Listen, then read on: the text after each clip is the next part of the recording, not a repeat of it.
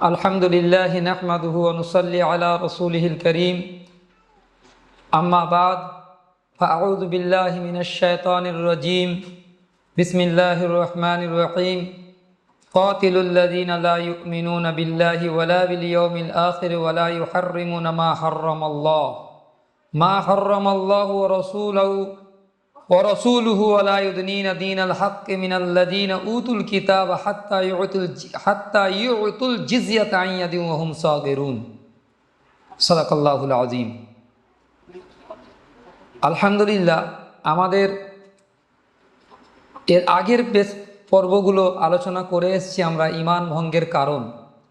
এখনও সেই আলোচনার আমরা ধারাবাহিকতাকে বজায় রেখে আজকের আলোচ্য বিষয় হচ্ছে ঈমান ভঙ্গের 11তম কারণ। আমরা এর আগে আলহামদুলিল্লাহ 10টি ঈমান ভঙ্গের কারণ আলোচনা করেছি। আজকের আলোচনা 11 নম্বর কারণের উপরে হবে ইনশাআল্লাহ। তার জন্য আমরা সূরা তওবা থেকে একটি আয়াত পড়েছি, 29 নম্বর আয়াত, কাতিলুল লাযিনা লা ইউমিনুনা বিল্লাহি ওয়ালা বিল ইয়াউমিল আখির। এইখান থেকে আমরা পড়েছি। এই আয়াতের তর্জমা হচ্ছে আমরা পরে করছি, কিন্তু প্রথমে বিষয়বস্তুটাকে আলোচনা করে নিই যে আজকের আলোচ্য বিষয়টা কি। অকাট্যভাবে প্রমাণিত মানে নাসে কাতঈ দ্বারা সাব্যস্ত কোনো হারামকে হারাম মনে না করা তথা বৈধ মনে করা অথবা হালালকে হারাম মনে করা, যেমন সুদ, ঘুষ, জুলুম, দুর্নীতি, মদ এবং মাদকদ্রব্য, গান, বাদ্য, নারী পুরুষের অবাধ মেলামেশা, লিভ টুগেদার এবং সমকামিতা বা এরকম নিজেদের মধ্যে যে সমস্ত আমাদের সমাজের মধ্যে প্রচলিত এই সমস্ত জিনিস আছে, মানব ভাস্কর্য ইত্যাদিকে হারাম জানা সত্ত্বেও হালাল বা বৈধ মনে করা, অথবা পুরুষের জন্য একাধিক বিবাহ এবং বিধবা মহিলাদেরকে বিবাহ হালাল মনে করা সত্ত্বেও তাকে হালাল জানার পরেও তাকে হারাম মনে করা। অর্থাৎ ইসলামে একাধিক বিবাহ বৈধ আছে এবং তার সাথে সাথে বিধবা মহিলাদেরকেও বিবাহ করা বৈধতা আছে, কিন্তু এই বৈধতা আমরা জানার পরেও যদি এটাকে হারাম মনে করি অথবা সুদ, ঘুষ, জুলুম, দুর্নীতি, মদ এবং মাদকদ্রব্য এগুলো ইসলামী শরীয়তে হারাম করা হয়েছে, কিন্তু আমরা হারাম জানার পরেও যদি এটাকে হালাল বিশ্বাস করি, জানার পরেও বিশ্বাসগত দিক থেকে যদি এটাকে হারাম জানার পরেও হালাল মনে করি, তাহলে ঈমানের দরজা থেকে সে বের হয়ে যাবে, অর্থাৎ সে কাফের হয়ে যাবে।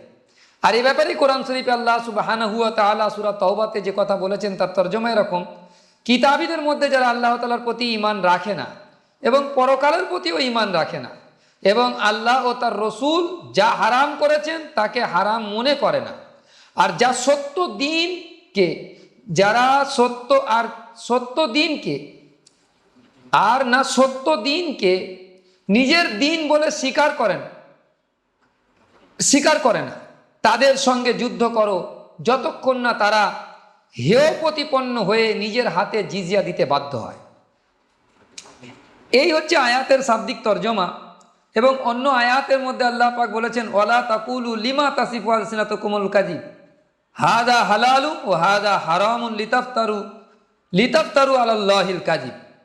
অর্থাৎ তোমাদের মুখ থেকে সাধারণত যেসব মিথ্যা বের হয়ে আসে তেমনই করে বলো না যে এটা হালাল বা এটা হারাম, কেননা এর অর্থ হবে তোমরা আল্লাহর প্রতি মিথ্যা অপবাদ দিচ্ছ। ইমাম কুরতুবী রহমাতুল্লাহি তাআলা আলাইহি এই আয়াতের ব্যাখ্যাতে তিনি বলছেন যে কোনো বস্তু হারাম বা হালাল সাব্যস্ত করা একমাত্র আল্লাহ তাআলার ক্ষমতাধীন। কোনো বস্তুকে হালাল বা হারাম সাব্যস্ত করা এটা একমাত্র আল্লাহ তাআলারই ক্ষমতাধীন, অন্য কেউ তা সাব্যস্ত করতে পারে না। আল্লামা হেবাতুল্লাহ তুর্কিস্তানি রহমতুল্লাহি তাআলা আলাইহি, যিনি ইন্তেকাল করেছেন 733 হিজরিতে, আকিদাতুত তাহাবির ব্যাখ্যা গ্রন্থে তিনি লিখছেন আরো সুস্পষ্টভাবে, হালাল বা হারাম সাব্যস্ত করা একমাত্র আল্লাহ তাআলার গুণ ও ক্ষমতা।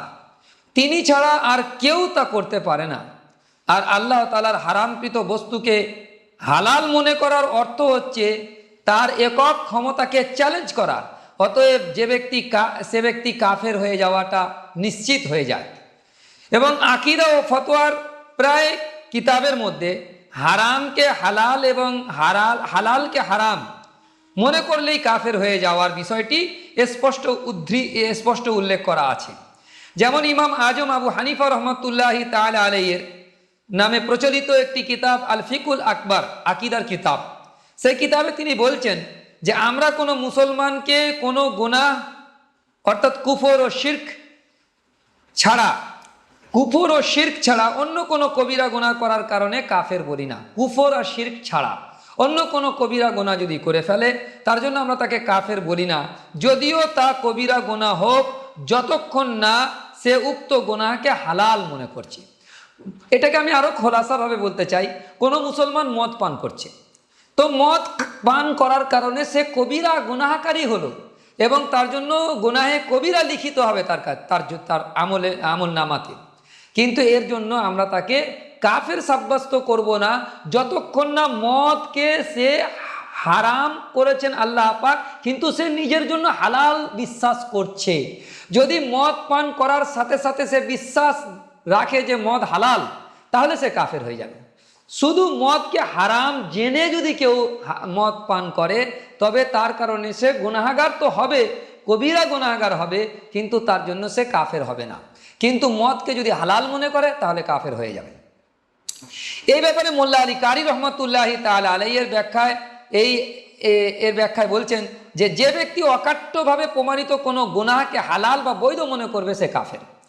এবং আকীদাতুত তাহাবিতেও এই বক্তব্যই রয়েছে এবং ফতোয়ায়ে শামিতেও এরকম একটি বক্তব্য রয়েছে যে অকাট্যভাবে প্রমাণিত গুনাহকে তা সগীরা হোক বা কবিরা হোক হালাল মনে করলে এটা কুফর হবে। এবং ইমাম নববী রহমতুল্লাহি তাআলা আলাইহি মিনহাজুত তালিবিন গ্রন্থের মধ্যে তিনি 293 নম্বর পৃষ্ঠাতে তিনি বলছেন এই কথাই। এবং ইবনে কুদাইমা হাম্বলি রহমতুল্লাহ আলাইহি মুগনিতে 10 নম্বর খণ্ড 93 নম্বর পৃষ্ঠাতে তিনি বলছেন যে সারাংশ হচ্ছে কোনো মুসলিম কবিরা গুনাহ করলেও কাফের হবে না। কোনো মুসলিম কবিরা গুনাহ করলেও সে কাফের হবে না, তবে যারা অকাট্য ও সর্বসম্মত হারামকে জানার পরও হালাল বা বৈধ মনে করবে তারা কাফের হয়ে যাবে। আল্লামা মোল্লা আলী কারি রহমতুল্লাহি তাআলা আলাইহি তিনি তার কিতাবের মধ্যে লিখছেন, মোল্লা আলী কারি রহমতুল্লাহ লিখছেন যে ব্যক্তি কোনো অকাট্য হারাম বিষয়বস্তুকে হুরমতকে হারাম হওয়াটাকে অস্বীকার করবে অথবা এতে সন্দেহ পোষণ করবে, অর্থাৎ হালালকে হারাম উভয়কে সমান মনে করবে, হালাল হারাম এই দুটোকেই সমান মনে করবে, তো সে কাফের হয়ে যাবে। যেমন মদ, জিনা, সমকামিতা, সুদ ইত্যাদি এ সমস্ত বিষয়গুলো হারাম হয়ে যায়। এই হারামকে হালাল বিশ্বাস করলে বা হালাল আর হারাম দুটোকে সমান মনে করলে সেও কাফের হয়ে যাবে। এরপরে আল্লামা কাজী ইয়াজ রহমতুল্লাহ আলাইহি মালিকি তিনি তার আশিফা বেতারিফি হুকুকিল মুস্তাফা কিতাবের মধ্যে বলছেন যে ইজমা নকল করেছেন, এ ব্যাপারে ইজমা নকল করেছেন যে আল্লাহর হারামকৃত কাজ যেমন খুন করা, মদ পান করা, জিনা করা ইত্যাদিকে হালাল যে মনে করবে সেই ব্যক্তি মুসলমানদের ঐক্যমতে কাফের হয়ে যাবে। এ ব্যাপারে আমরা তো অনেকগুলো আয়াত এবং এ ব্যাপারে একটি লম্বা আলোচনার দাবি রাখে, যদিও যে এটা একটা লম্বা আলোচনার দাবি রাখে, তবে আমরা এই সংক্ষিপ্ত আলোচনা থেকেই এটা বোঝাতে চাইছি যে অবশ্যই আমাদেরকে ইসলামের প্রতিটা হারামকে হারাম হিসাবে বিশ্বাস করতে হবে। যদিও আমাদের কর্মগতভাবে সেই হারামের মধ্যে আমরা লিপ্ত হই, তবে সেটাকে গুনাহ মনে করে লিপ্ত হলে কাফের হবে না। তো গুনাহ যদি করেও ফেলি তবে ফওরান তওবা করতে হবে, কারণ কি আল্লাহ পাক বলেছেন ইন্নামাত তাওবাতু আলাল্লাহি লিল্লাযিনা ইয়ামালুনা সুআ বিজাহালাতিন সুম্মা ইয়াতুবুনা মিন করিবিন। এই কোরআন শরীফের মধ্যে সূরা নিসাতে আল্লাহ পাক বলেছেন যে ব্যক্তি গুনাহ করে ফেলে জজবাতের মধ্যে এসে বা শয়তানের ওয়াসওয়াসাতে পড়ে যখন গুনাহ করে ফেলে ফওরান তওবা করে, আল্লাহ পাক তার তওবা কবুল করা তার জন্য আল্লাহ পাকের জন্য জরুরি হয়ে যায়। সুতরাং আমরা যখন গুনাহ করে ফেলবো কিন্তু প্রথমে নিয়ত করতে হবে যে সমস্ত হালাল করেছেন সেগুলোকে হালাল বিশ্বাস করা, যেগুলোকে হারাম করেছেন আল্লাহ পাক সেগুলোকে হারাম বিশ্বাস করা। হালাল আর হারাম এগুলো করা কোনো মানুষের এখতিয়ারে নেই, ওটা আল্লাহ পাকের এখতিয়ারে। আচ্ছা, ঈমান ভঙ্গের 12তম কারণ হচ্ছে এটা ইসলাম ব্যতীত, এটা বড় গুরুত্বপূর্ণ একটি কারণ, আমরা এটাকে গৌর করি খুব বেশি। ইসলাম ব্যতীত অন্য কোনো ধর্ম এবং মতবাদকে সত্য বা সঠিক মনে করা এবং পরকালে মুক্তি পাবে বিশ্বাস করা। ইসলামকে বাদ দিয়ে যদি কেউ মনে করে খ্রিস্টান ধর্মকে যদি আমরা এখন অবলম্বন করে চলি এবং তার উপরে জীবন কাটাই, তাহলে আমরা পরকালে আমরা নাজাত পাবো, পরিত্রাণ পাবো, এটা যদি কেউ বিশ্বাস করে সে কাফের হয়ে যাবে। অথবা হিন্দু ধর্ম অথবা ইহুদি ধর্ম, যে কোনো ধর্ম ইসলামকে বাদ দিয়ে কোনো মুসলমান যদি অন্য কোনো ধর্মের মধ্যে পরকালে শান্তি পাবে, মুক্তি পাবে এই বিশ্বাস রাখে, তাহলে সে ইসলাম থেকে বেরিয়ে যাবে। অথবা ইসলামের চেয়ে অন্য কোনো জীবন ব্যবস্থা বা সংবিধানকে উত্তম বা সমতুল্য মনে করা, উত্তম তো দূরের কথা, বরং সমতুল্যও যদি মনে করে, তবুও কিংবা মুসলমানদের জন্য কল্যাণকর মনে করে, অন্য কোনো জীবন আদর্শ বা অন্য কোনো ধর্মকে মুসলমানদের জন্য কেউ কল্যাণকর মনে করছে, অন্য কোনো মতাদর্শকে কোনো ব্যক্তি মুসলমানদের জন্য কল্যাণকর মনে করতেছে, তাহলে সে ইসলাম ধর্ম থেকে পরিপূর্ণ রূপে ইসলাম যে জীবন ব্যবস্থা এবং এটাই কামিয়াবি এবং সফলতার একমাত্র জীবন ব্যবস্থা, এটা সে অস্বীকার করল। সেই জন্য আল্লাহ সুবহানাহু ওয়া তাআলা কোরআন শরীফের মধ্যে এই ব্যাপারে পরিষ্কার করে বলেছেন, ওয়ামাই ইয়াবতাগি গায়রাল ইসলামি দীনান ফালা ইউকবালা মিনহু ওয়া হুয়া ফিল আখিরাতি মিনাল খাসিরিন। যে ব্যক্তি ইসলামকে ছেড়ে দিয়ে অন্য কোনো ধর্ম এবং দিন অবলম্বন করবে, ইসলামকে ছেড়ে অন্য কোনো ধর্ম বা দিনকে অবলম্বন করবে, তা কোশ্চিন কালেও গ্রহণ করা হবে না আল্লাহর কাছে, এবং সে আখিরাতে ক্ষতিগ্রস্তদের মধ্যে অন্তর্ভুক্ত হয়ে যাবে। এটা আল্লাহ সুবহানাহু ওয়া তাআলা সূরা আলে ইমরান 85 নম্বর আয়াতের মধ্যে একথা স্পষ্ট বলেছেন। এই আয়াতে বলেছেন ইসলাম ব্যতীত অন্য কোনো ধর্ম মতবাদকে সত্য সঠিক মনে করা যাবে না, কিংবা পরকালে মুক্তি পাবে বিশ্বাস করা যাবে না। কাজেই যে এরূপ বিশ্বাস করলো সে এই আয়াতকে অস্বীকার করলো। অর্থাৎ এই আয়াতে যেহেতু বলা হয়েছে যে ওমাই ইয়াবতাগি গায়রাল ইসলামি দীনান ফালা ইউকবালা মিনহু, যখন ইসলামকে ছেড়ে অন্য কোনো জীবন আদর্শের উপরে কেউ জিন্দেগি কাটাবে, আল্লাহ যখন তাকে কবুল করবেন না, তখন সে যদি মনে করে যে আমি হিন্দু ধর্মের উপরে যদি জীবন আদর্শকে গঠন করি তাহলে কামিয়াব হব, তাহলে সে এই আয়াতের মুনকির হলো, এই জন্য সে কাফের সাব্যস্ত হয়ে যাবে। এবং আল্লাহ তাআলাকে চ্যালেঞ্জ ছুঁড়ে দিল, এবং আল্লাহ তাআলা বলছেন, চ্যালেঞ্জ ছুঁড়েও বলছেন আল্লাহ সুবহানাহু ওয়া তাআলা, আলাইসাল্লাহু বিআহকামিল হাকিমিন, অর্থাৎ আল্লাহ কি বিচারকদের শাসকবৃন্দের মধ্যে সর্বশ্রেষ্ঠ শাসকবৃন্দের মধ্যে সর্বশ্রেষ্ঠ নয়, সর্বশ্রেষ্ঠ শাসক নন? এটা আল্লাহ সুবহানাহু ওয়া তাআলা কোরআন শরীফের মধ্যে চ্যালেঞ্জ করে দিয়েছেন। তারপরে আল্লাহ সুবহানাহু ওয়া তাআলা অন্য আয়াতের মধ্যে বলেছেন, আফা হুকমাল জাহিলিয়াতি ইয়াবগুন ওয়ামান আহসানু মিনাল্লাহি হুকমান লিকাউমি ইউকিনুন। তবে কি ওরা জাহেলিয়াতের বিধান চায়? আর বিশ্বাসী লোকেদের জন্য বিধান দানে আল্লাহর চেয়ে উত্তম আর কে হতে পারে? এ আল্লাহ সুবহানাহু ওয়া তাআলা সূরা মায়েদার 50 নম্বর আয়াতে এই কথা বলেছেন। আজ এ ব্যাপারে আমরা যদি খুব গৌর করি, যারা আল্লাহ তাআলার উপর বিশ্বাস রাখে তাদের নিকট দুনিয়াতে আল্লাহর বিধানের সম্মুখে আর কারো বিধানের প্রতি ভূক্ষেপযোগ্য হতেই পারে না। সুতরাং যে কেউ ইসলামের চেয়ে অন্য কোনো সংবিধানকে উত্তম বা সমতুল্য মনে করবে কিংবা মুসলমানদের জন্য কল্যাণকর মনে করবে, সে এই আয়াত দ্বয়কে অস্বীকার করলো, সেজন্য সে কাফের হয়ে যাবে। এবং কোরআন শরীফে অন্য আয়াত আল্লাহ সুবহানাহু ওয়া তাআলা বলেছেন, আল-ইয়াউমা আকমালতু লাকুম দীনাকুম ওয়া আতমামতু আলাইকুম নি'মাতি ওয়া রাদিতু লাকুমুল ইসলামা দীনা। আজ তোমাদের জন্য তোমাদের দিন পরিপূর্ণ করে দিলাম এবং তোমাদের প্রতি আমার নিয়ামত সম্পূর্ণ করলাম এবং ইসলামকে তোমাদের দিন মনোনীত করলাম। এ আল্লাহ সুবহানাহু ওয়া তাআলা সূরা মায়েদাতে স্পষ্ট বলে দিয়েছেন। এবার আসি আমরা ঈমান ভঙ্গের 13তম কারণ। 13তম কারণটা কি?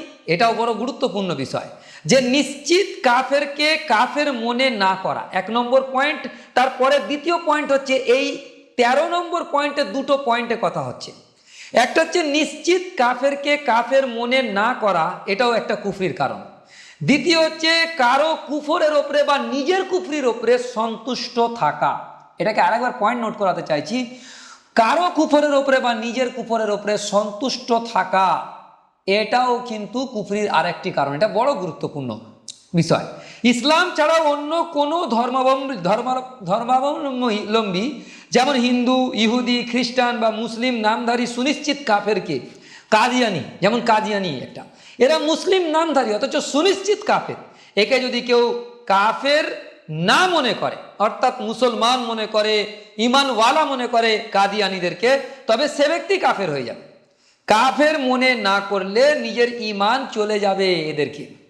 আচ্ছা, কেউ ইসলামই একমাত্র গ্রহণযোগ্য ধর্ম এই বিশ্বাস রাখার পাশাপাশি ইসলামের বিপরীত কুফর ও শিরক মিশ্রিত সব ধর্ম, মতবাদ এবং আদর্শকে অস্বীকার করবে যে সে মুমিন হবে। এই জন্য আল্লাহ সুবহানাহু ওয়া তাআলা পরিষ্কার বলে দিয়েছেন, ফামান ইয়াকফুর বিত্তাগুত ওয়া ইউমিন বিল্লাহ ফাকাদ ইসতামসাকা বিল উরওয়াতিল উসকা। এখানে আল্লাহ সুবহানাহু ওয়া তাআলা বলেছেন, যে ব্যক্তি তাগুতকে অস্বীকার করবে তথা কুফর ও শিরক এবং কুফর ও শিরক মিশ্রিত ধর্মকে তাগুত বলা হয় এবং অস্বীকার করবে এবং আল্লাহর প্রতি ঈমান আনবে। প্রথমে কিন্তু বলা হয়েছে ওয়ামান ইয়াকফুর বিত্তাগুত, প্রথমে তাগুতকে অস্বীকার করা, পরে ওয়া ইউমিন বিল্লাহ। যেমন আমরা কলমাতে পড়ি প্রথমে লা ইলাহা, কোনো ইলাহা নেই, তারপরে ইল্লাল্লাহ, আল্লাহকে তারপরে মানা হয়। প্রথমে তাগুতকে অস্বীকার করতে বলা আছে। আর কোরআন শরীফের এই আয়াতে স্পষ্ট বলা আছে, ফামান ইয়াকফুর বিত্তাগুত ওয়া ইউমিন বিল্লাহ ফাকাদ ইসতামসাকা বিল উরওয়াতিল উসকা। অর্থাৎ যে ব্যক্তি তাগুত অর্থাৎ কুফর ও শিরক এবং শিরক মিশ্রিত ধর্ম এবং মতবাদকে অস্বীকার করবে এবং আল্লাহর প্রতি ঈমান আনবে, সে সুনিশ্চিত এক মজবুত হাতল আঁকড়ে ধরল, যা ভেঙে যাওয়ার কোনো আশঙ্কা নেই। উক্ত আয়াতের মতো আমাদের কলেমার প্রথম অংশেও দুটি ভাগ বলা হয়েছে, যেটা আমরা এক্ষুনি বলে এসেছি, যেমন লা ইলাহা, তারপরে ইল্লাল্লাহ। এটাকে ইল্লাল্লাহ দ্বিতীয় স্টেপে বলা হয়েছে, একমাত্র আল্লাহর প্রতি ঈমান আনা, এবং প্রথমে বলেছে কোনো ইলাহ নেই, প্রথমে সমস্ত ইলাহকে অস্বীকার করা, তারপরে ইল্লাল্লাহ বলা। এই দুটো জিনিসকে আমরা একসাথে যখন কলেমার সাথে পড়ি, তো তখন আমরা প্রথম অংশে পাই যে তা মানে ইলাহকে, বিভিন্ন ইলাহকে আমরা অস্বীকার করা বা সমস্ত ইলাহকে অস্বীকার করা, শুধুমাত্র আল্লাহ সুবহানাহু ওয়া তাআলাকে ইলাহ মানা। এটা যেমন হযরত ওমর রাদিয়াল্লাহু তাআলা থেকে হাদিসের মধ্যে এসেছে যে ওমর রাদিয়াল্লাহু তাআলা তিনি বর্ণনা করছেন যে নবী করিম সাল্লাল্লাহু আলাইহি সাল্লাম বলেছেন, 5টি জিনিসের প্রতি ইসলামের ভিত্তি, তার মধ্যে একটি হলো আল্লাহ তাআলার ইবাদত করা এবং তাকে ছাড়া অন্য সব কিছুকে অস্বীকার করা। এই যে একটি হলো শব্দটা হযরত ওমর রাদিয়াল্লাহু তাআলা নবীজির থেকে বর্ণনা করতেছেন, যে একটি হলো আল্লাহ তাআলার ইবাদত করা এবং তাকে ছাড়া অন্য সব কিছুকে অস্বীকার করা। সহিহ মুসলিম শরীফের 16 নম্বর হাদিসে এটা এসেছে। তাহলে বোঝা গেল যে আমরা যখন ঈমান কবুল করে নিয়েছি, তখন সমস্ত ধর্মের সাথে সম্পর্ক ছিন্নতাকে আমাদেরকে প্রমাণ করতে হবে এবং ঘোষণা দিতে হবে, তবেই আমরা ঈমানওয়ালা। যেমন ইমাম কুরতুবী রহমাতুল্লাহ আলাইহি বলছেন, কুফরের প্রতি সন্তুষ্ট থাকাও কুফর। তাফসিরে কুরতুবীতে 5 নম্বর খণ্ড 418 নম্বর পৃষ্ঠা সূরা নিসার 140 নম্বর আয়াতের ব্যাখ্যাতে ইমাম কুরতুবী রহমাতুল্লাহ লিখেছেন যে কুফরের প্রতি সন্তুষ্ট থাকাও কুফর। ইমাম নববী রহমাতুল্লাহ আলাইহি, তিনি শাফি মাযহাবের ছিলেন, তিনি লিখছেন যে কুফরের প্রতি সন্তুষ্ট থাকাও কুফর, এমনকি তা পরোক্ষভাবে হোক না কেন। যেমন কোনো কাফের ইসলাম গ্রহণের ইচ্ছা প্রকাশ করে, তাকে কলেমা পড়ানোর জন্য বলল কিন্তু সে পড়ল না, অথবা কাউকে পরামর্শ দিল যে সে যেন ইসলাম গ্রহণ না করে, কিংবা কোনো মুসলমানকে মুরতাদ হওয়ার পরামর্শ যদি কোনো মুসলমান দেয়, তাহলে সে কাফের হয়ে যাবে। মোল্লা আলী কারি রহমতুল্লাহি তাআলা আলাইহি কুফরের প্রতি সন্তুষ্ট, তিনি বলছেন যে কুফরের প্রতি সন্তুষ্ট থাকা কুফর, চাই নিজের কুফরের ব্যাপারে হোক, চাই অন্যের কুফরের ব্যাপারে হোক। এই কথাটাকে একদম স্পষ্ট করেছেন মোল্লা আলী কারি রহমাতুল্লাহ আলাইহি।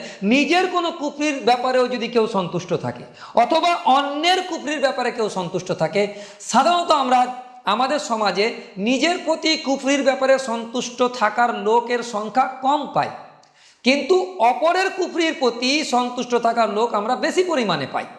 সেই জন্য এই কথাটাকে আমাদের মোল্লা আলী কারি রহমাতুল্লাহ আলাইহির এই কথা থেকে পরিষ্কার হয়ে যাচ্ছে, যেটা তিনি শারে ফিকহুল আকবরের মধ্যে পরিষ্কারভাবে লিখেছেন, পৃষ্ঠা নাম্বার হচ্ছে 256। তো এখানে পরিষ্কার করে উনি বলেছেন নিজের কুফরের প্রতি সন্তুষ্ট থাকা এটাও কুফর, অপরের কুফরের প্রতি সন্তুষ্ট থাকা এটাও কুফর। যেমন আল্লাহ পাক কোরআন শরীফে এ ব্যাপারে বিভিন্ন জায়গায় বিভিন্ন রকমের কথা বলেছেন। ইমাম আবু হানিফা রহমতুল্লাহর একটা কথা আমি এখানে তুলে দিতে চাইছি, কেউ যদি কাফেরকে কাফের মনে না করে তাহলে সে কাফের হয়ে যাবে।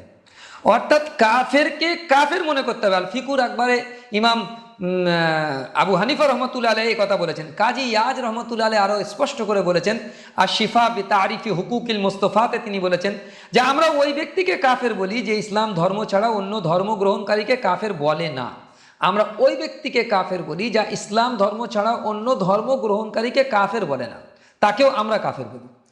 বা তাদের ব্যাপারে সিদ্ধান্তহীনতার কারণে কিছুই বলে না, যে আমার সিদ্ধান্ত এখনো পোক্তা হয়নি, সুতরাং আমি হিন্দু ধর্ম বা খ্রিস্টান ধর্ম বা বৌদ্ধ ধর্ম এই ধর্মের মতাবলম্বীদেরকে আমি কাফের বলতে পারবো না, কারণ আমার কাছে স্পষ্ট নয় যে ওরা কাফের। তো এদের ব্যাপারে বলছেন যে সন্দিহান হয়ে থাকে, তাহলে কি হবে?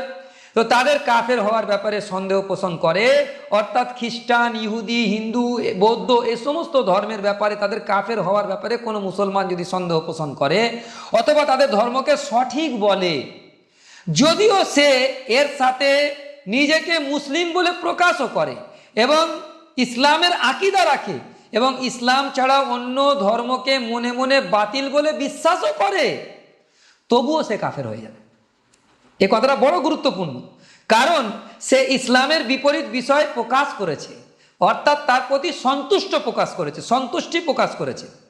মৌলানা জাফর আহমদ উসমানী রহমতুল্লাহি তাআলা আলাইহিকে কেউ জিজ্ঞাসা করেছেন যে ওই ব্যক্তির বিধান কি যে ইসলামকেও সত্য মনে করে এবং অন্য ধর্মকে, যেমন বৌদ্ধ ধর্মকেও সত্য মনে করে বা অন্য কোনো ধর্মকে সত্য মনে করে, তার বিধান কি?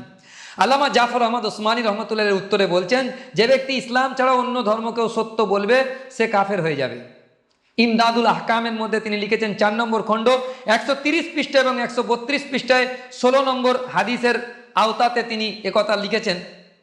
এটা বড় গুরুত্বপূর্ণ একটি কথা, যে আমরা অনেক সময় বলে থাকি আমাদের ধর্ম তো আমাদের কাছে সত্য, ঠিক কথা, বাকি অন্যান্য ধর্ম তাদের কাছে সত্য এবং আমাদের কাছেও সত্য। আমরা কিন্তু ইসলামকে সত্য বলে বিশ্বাস করি এবং মানি, কিন্তু অন্য ধর্মকেও সত্যতা যখন আমরা দিচ্ছি, সেই কথাটাই জাফর আহমদ উসমানী রহমতুল্লাহ আলাইহি বলেছেন, যে ব্যক্তি ইসলাম ছাড়া অন্য ধর্মকেও সত্য বলবে সে কাফের হয়ে যাবে। এবং ইসলামই একমাত্র গ্রহণযোগ্য ধর্ম। আল্লাহ পাক বলেছেন ইন্নাদ-দীন ইনদাল্লাহিল ইসলাম, নিশ্চয়ই আল্লাহর নিকট গ্রহণযোগ্য দিন একমাত্র ইসলাম। এখানে ইন্নাদ-দীন বলেছেন, নিশ্চয়ই ইন্নাদ-দীন আল্লাহর কাছে দিন হিসাবে মনোনীত সিরিফ আর সিরিফ ইসলাম, অন্য কোনো ধর্মের ব্যাপারে আল্লাহ পাকে প্রতিশ্রুতি দেননি। ইসলাম ছাড়া অন্য কোনো ধর্ম, মতবাদ এবং আদর্শ আল্লাহর কাছে গ্রহণযোগ্য নয়। তাই আল্লাহ পাক পরিষ্কার করে কোরআন শরীফে আরো স্পষ্ট করে বলছেন ওমাইয়াবতাগি গায়রাল ইসলামে, যেটা আমরা প্রথমে বলেছি, ওমাইয়াবতাগি গায়রাল ইসলামে দীনান ফালা ইউকবালা মিনহু ওয়া হুয়া ফিল আখিরাতি মিনাল খাসিরিন। এবং এই ব্যাপারে আকীদাতুত তাহাবিতে আরো স্পষ্ট বলেছেন আসমান জমিনে আল্লাহর দ্বীন একটি, আর তা হচ্ছে দ্বীনে ইসলাম। এটা আকীদাতুত তাহাবির কথা আমি বললাম। ইমাম ইবনে হাজম জাহেরি রহমতুল্লাহ আলাইহি তিনি বলছেন রসুলের আনিত সবই সত্য, ইসলাম ছাড়া অন্য সব ধর্ম বাতিল। ইসলাম ছাড়া অন্য সব ধর্ম বাতিল এবং রসুল সাল্লাল্লাহু আলাইহি ওয়াসাল্লামের আনিত সমস্ত কিছু সত্য, এটা বিশ্বাস করতে হবে। হাফেজ ইবনে তাইমিয়া রাহিমাহুল্লাহু তাআলা তিনি তার কিতাবের মধ্যে লিখছেন মাজমুআল ফাতওয়াতে খণ্ড নম্বর 27 পৃষ্ঠা নম্বর হচ্ছে 463 নম্বর, মাজমুআল ফাতওয়াতে ইবনে তাইমিয়া রহমতুল্লাহ লিখছেন, যে ব্যক্তি প্রকাশ্যে ও গোপনে একথা স্বীকৃতি প্রদান করবে না যে আল্লাহ তাআলা ইসলাম ছাড়া অন্য কোনো ধর্ম গ্রহণ করেন না, সে মুসলিম নয়। প্রকাশ্যে এবং গোপনে তাকে স্বীকৃতি দিতে হবে যে আল্লাহ ছাড়া বা অর্থাৎ ইসলাম ছাড়া অন্য কোনো ধর্ম গ্রহণ করব না, বা অন্য কোনো ধর্মেতে শান্তি নেই, অন্য কোনো ধর্ম সত্য নয়, এটা যতক্ষণ না স্পষ্টভাবে প্রকাশ করা হবে ততক্ষণ সে মুসলিম নয়। আমি পরিষ্কার কথাটাকে নকল করছি, যে ব্যক্তি প্রকাশ্যে ও গোপনে একথা স্বীকৃতি প্রদান করবে না যে আল্লাহ তাআলার ইসলাম ছাড়া অন্য কোনো ধর্ম গ্রহণ করবে না, এবং সে যদি এরকম মনে করে তাহলে সে মুসলমান নয়। বলা বাহুল্য ইসলামের সাথে সাংঘর্ষিক এবং ঈমান ভঙ্গকারী যত ধর্ম, মতবাদ ও আদর্শ রয়েছে সবই কুফর। আর কুফর সম্পর্কে ইরশাদ হচ্ছে, আল্লাহ পাক বলছেন যদি তোমরা কুফর অবলম্বন করো তবে নিশ্চিত জেনে রাখো আল্লাহ সুবহানাহু ওয়া তাআলা তোমাদের কারো মুখাপেক্ষী নন, আর তিনি তার বান্দাদের কাছে কুফর পছন্দ করেন না। এটা আল্লাহ সুবহানাহু ওয়া তাআলা সূরা জুমারের মধ্যে আল্লাহ পাক বলে দিয়েছেন। সুতরাং কুফরের প্রতি সন্তুষ্ট থাকাও কুফর, এই বিষয়টা বড় গুরুত্বপূর্ণ এবং আজকের আমাদের বুঝে নেওয়া খুব জরুরি বিষয় হয়ে যাচ্ছে।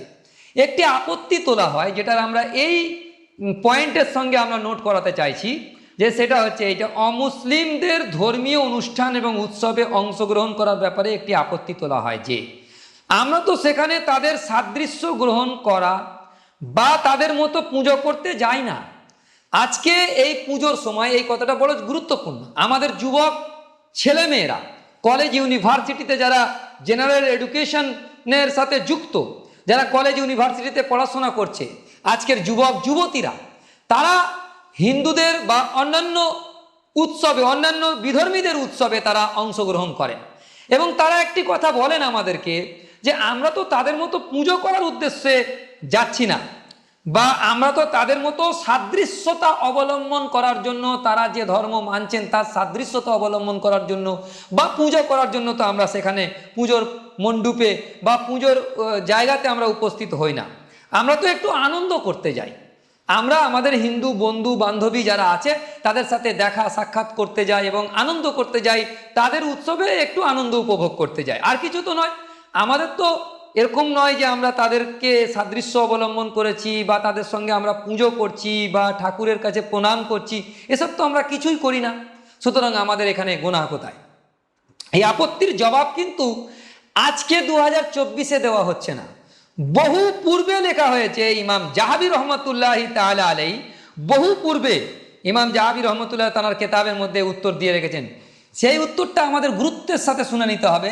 কেউ যদি বলে মুশরিকদের সাথে সাদৃশ্য গ্রহণ করা তো আমাদের উদ্দেশ্য নয়, এর উত্তরে তাকে বলা হবে কেবল তাদের সাথে উৎসব ও পার্বণে সাযুজ্য গ্রহণ এবং তাতে অংশগ্রহণ করাটাই হারাম, আর তাদের মতো উদ্দেশ্য নিয়ে অংশগ্রহণ করলে তো কাফের হয়ে যাবে। এ কথাটা পরিষ্কার করে দিয়েছেন যে আত্তাশাব্বুল বলে একটা কিতাব তিনি লিখেছেন।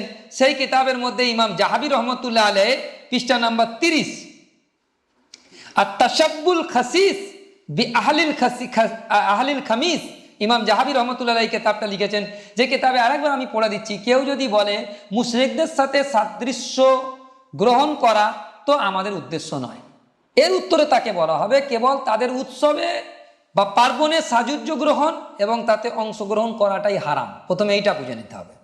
তারপরে তিনি বলছেন যে তাদের মতো উদ্দেশ্য করে, অর্থাৎ অমুসলিমদের মতো উদ্দেশ্য নিয়ে যদি অংশগ্রহণ করি তাহলে তো কাফের হয়ে যাবে।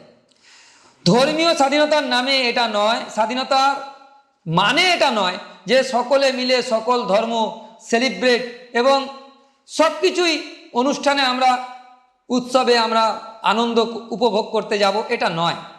সুতরাং সূরা কাফিরুনকে যারা দলিল হিসাবে পেশ করে লাকুম দীনুকুম ওয়ালিয়া দিন, এটা আলাদা বিষয়, যেটা আমাদের পরবর্তী ভিডিওতে আমরা চেষ্টা করব কিছুটা আলোচনা করার ইনশাআল্লাহ তাআলা, যাতে করে ক্লিয়ার হয়ে যায়। কিন্তু আমরা আর বেশ কয়েকটা জিনিস আমরা তুলে দিই, যে ইবনে কাইয়িম রহমতুল্লাহ আলাইহি যে কথাটা লিখেছেন, কুফর সংশ্লিষ্ট বিষয়ে শুভেচ্ছা জানানো সর্বসম্মতিক্রমে হারাম।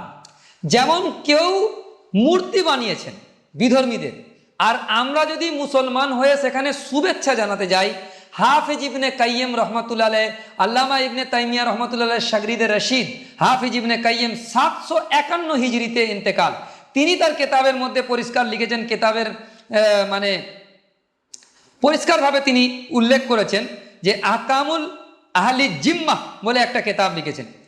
ওই কিতাবে তিনি লিখেছেন কি, কুফর সংশ্লিষ্ট বিষয়ে শুভেচ্ছা জানানো সর্বসম্মতিক্রমে হারাম। যেমন তাদের উৎসব ও উপবাস পালন উপলক্ষে এমন বলা যে তোমাদের উৎসব শুভ হোক, এটা বলা। আমাদের অনেক মাওলানা দেখেছি আমরা, কিছু মানে ধর্মীয় মানে নেতা, তাদেরকে আমরা দেখেছি যে মানে অন্য অন্য ধর্মের মানে পূজা বা উৎসবে গিয়ে তাদের শুভেচ্ছা জানায়। আর এই ব্যাপারে ইমাম ইবনে কাইয়িম রহমতুল্লাহ আলাইহি, যিনি ইন্তেকাল করেছেন 751 হিজরিতে, তিনি এই কথা লিখেছেন যে এই উৎসব শুভ হোক, তোমাদের উৎসব শুভ হোক, এইটুকু কথা যদি কোনো মুসলমান বলে, কিংবা তোমাদের উৎসব উপভোগ করা হোক, উপভোগ্য হোক, এ জাতীয় কথা, যদি এই শুভেচ্ছা জ্ঞাপন করা কুফর পর্যন্ত না পৌঁছে, তবু এটি হারামের অন্তর্ভুক্ত তো অবশ্যই। এটি ক্রুশকে সেজদা দেওয়ার জন্য কাউকে শুভেচ্ছা জানানোর পর্যায়ভুক্ত, বরং এটা আল্লাহর কাছে মদ পান, হত্যা, জিনা ইত্যাদি কাউকে অভিনন্দন জানানোর চেয়েও মারাত্মক জঘন্য গুনাহ। যে মদ পান করা বা হত্যা জিনাকারীকেও যদি অভিনন্দন জানানো হয় সেটা যেমন গুনাহ হবে, তার থেকেও মারাত্মক গুনাহ যে যখন কোনো উৎসবে, তাদের বিধর্মীদের উৎসবে বলবো তোমাদের উৎসব শুভ হোক বা উপভোগ্য হোক, বা এই ধরনের কোনো শুভেচ্ছা জ্ঞাপন করা। যাদের কাছে ইসলামের যথাযথ মর্যাদা নেই তাদের অনেকে এগুলো এ গুনাহাতে লিপ্ত হয়ে পড়ে, অথচ তারা এ গুনাহকে অতটাও উপলব্ধি করে না যে এত বড় একটা গুনার মধ্যে আছি। যে ব্যক্তি কোনো গুনাহের কাজ বা বেদাত কিংবা কুফরি কর্মের জন্য কাউকে অভিনন্দন জানায় সে নিজেকে আল্লাহর অসন্তুষ্টির সম্মুখীন করে দেয়। এই কথাটা বড় গুরুত্বপূর্ণ।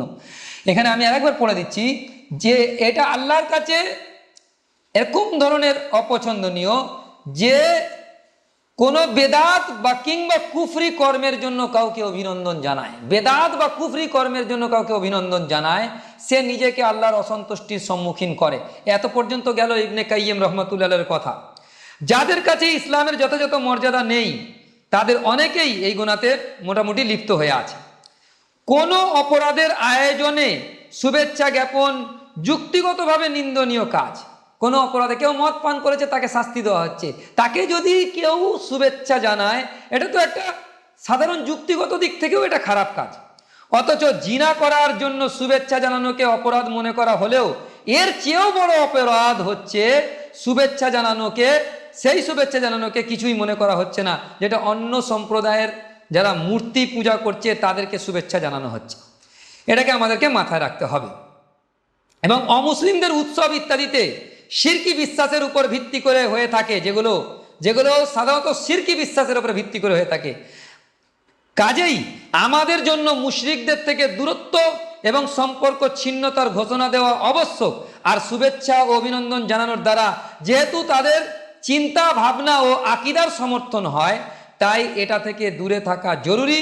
কখনো কখনো এটা ঈমান ভঙ্গের কারণও হতে পারে। এই কথাটা স্পষ্ট সূরা হুজরাতের মধ্যে যখন বলেছেন যে ওয়ালাকিন্নাল্লাহ হাব্বাবা ইলাইকুমুল ঈমান ওয়া যায়্যানাহু ফি কুলুবিকুম, এটা সূরা হুজরাতে আল্লাহ পাক বলে দিয়েছেন। এই কথাটাকে আমরা যদি গৌর করি, আল্লাহ তাআলা আমাদের কাছে ঈমানকে প্রিয় করে দিন এবং আমাদের অন্তরে তা সুশোভিত করেছেন, আর তোমাদের কাছে কুফর ও গুনাহ এবং অবাধ্যতাকে ঘৃণিত করে দিয়েছেন। তারাই সঠিক এবং সৎপথ প্রাপ্ত হয়েছে। ওয়ালাকিন্নাল্লাহ হাব্বাবা ইলাইকুমুল ঈমান ওয়া যায়্যানাহু ফি কুলুবিকুম ওয়াকাররাহা, এখানে শব্দটাকে ওয়াকাররাহা ইলাইকুমুল কুফরা ওয়াল ফুসুক ওয়াল ইসয়ান, অর্থাৎ কুফর, ফুসুক আর ইসয়ানের প্রতি আমাদের দিলেতে ঘৃণা জন্মে দিয়েছে। তারপরে আমরা কেন সেই শিরক এবং কুফরকারীদেরকে আমরা শুভেচ্ছা জানাবো? দারুন করাচির ফতোয়া আমি আপনাদেরকে শুনিয়ে দিচ্ছি। ক্রিসমাস হোক, দেওয়ালি বা অমুসলিমদের যে কোনো ধর্মীয় ঈদ উৎসব হোক, মুসলমানদের জন্য সেখানে উপস্থিত হওয়া, তাদের মজলিসে অংশগ্রহণ করা, তাদের উপাসনালয়ে গিয়ে তাদের সাথে অংশগ্রহণ করা জায়েজ নেই। অনুরূপভাবে উৎসবকে সম্মান করার জন্য তাদেরকে অভিনন্দন জানানো, হাদিয়া দেওয়া জায়েজ নেই। এবং এই কাজগুলো দ্বারা যদি তাদের দিনকে সম্মান করা উদ্দেশ্য হয় তাহলে ব্যক্তির কুফর হওয়ার প্রবল আশঙ্কা রয়েছে। কোন শায়েখ এমন ব্যক্তিকে কাফের বলেছেন। অতএব মুসলমানদের জন্য অপরিহার্য হলো একাত্মতা এবং ভালোবাসার উদ্দেশ্যে খ্রিস্টানদের সাথে ক্রিসমাস ইত্যাদিতে অংশ নেওয়া সম্পূর্ণভাবে এড়িয়ে চলা, অন্যথায় এটি একটি গুরুতর পাপ হতে পারে এবং এতে কুফরের প্রবল আশঙ্কাও রয়েছে। এটা দারুন করাচির ওয়েবসাইট থেকে ফতোয়া নম্বর হচ্ছে 37, তারিখ নম্বর 25/9/2016। এই জন্য আমাদের এ ব্যাপারে কিছু হাদিসও এসে গিয়েছে যে হযরত ওমর রাদিয়াল্লাহু তাআলা আনহু এ ব্যাপারে বলেছেন যে অমুসলিমদের যখন অনুষ্ঠানে উৎসবে যদি তোমরা যাও তো তখন কি হয়, বলা হয়েছে যে আল্লাহ পাকের গজব সেখানে পতিত হয়, সেখান থেকে তুমি বাঁচার চেষ্টা করো। এ ব্যাপারে লম্বা কথা আছে, আমরা খুব সংক্ষিপ্তর মধ্যেই আজকের ভিডিও শেষ করলাম। ইনশাআল্লাহ তাআলা আগামী ভিডিওতে আমরা এর কিছু অংশ আলোচনা করার পরে আমরা এর পরবর্তী পয়েন্টে আগিয়ে যাব ইনশাআল্লাহ। আল্লাহ পাক আমাদেরকে আমল করার তৌফিক দান করুন এবং আমাদেরকে ঈমান এই ধ্বংসকারী বিষয়বস্তু থেকে হেফাজত করুন। আমিন। ওয়া আখিরু দাওয়াহুনা আলহামদুলিল্লাহি রাব্বিল আলামিন।